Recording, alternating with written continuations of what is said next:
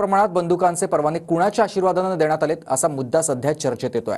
सभागृहात यावरून प्रश्न उपस्थित राहिल्यानंतर सामाजिक कार्यकर्ते अंजली दमानी यांनी याबद्दल ट्विट करत धक्कादायक आकडेवारी समोर आणली आहे। बीड जिल्ह्यात अनेकांकडे परवाने नसतानाही ते बंदुका वापरत असल्याचंही दमानी यांनी व्हिडिओ पोस्ट करत आरोप केलेले आहेत। भाजपचे आमदार सुरेश धस यांनी सुद्धा बीडमधल्या बंदूकशाहीवरून धनंजय मुंडेंवर निशाणा साधला आहे।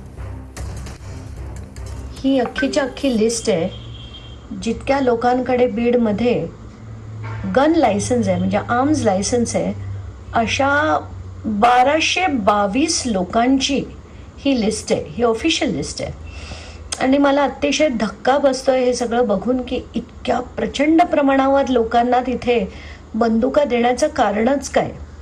यात वाल्मिकी कराडांचं नाव आहे आणि इंटरेस्टिंगली त्याच्यात कैलाश फड ज्यांनी हवेत गोळीबार केला होता त्यांच्याकडे कुठलंही लायसन्स नाही हे याच्यावरनं दिसतंय।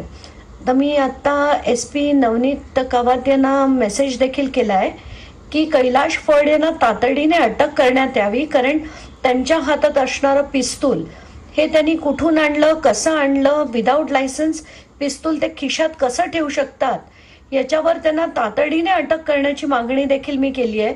पण ही लिस्ट तुम्ही बघू शकता, इतकी मोठीच्या मोठी लिस्ट आहे आणि खरंच बाकीच्या जिल्ह्यांमध्ये सुद्धा एवढ्याच लोकांना गन लायसन्स मिळतं का हे बघण्यासाठी मी बाकीच्या जिल्ह्यांची लिस्ट बघितली तर त्याच्यात तसं नाहीये। आता ही बघताय आपण, मी किती फास्ट स्क्रोल केलं तरी ही संपत नाहीये लिस्ट।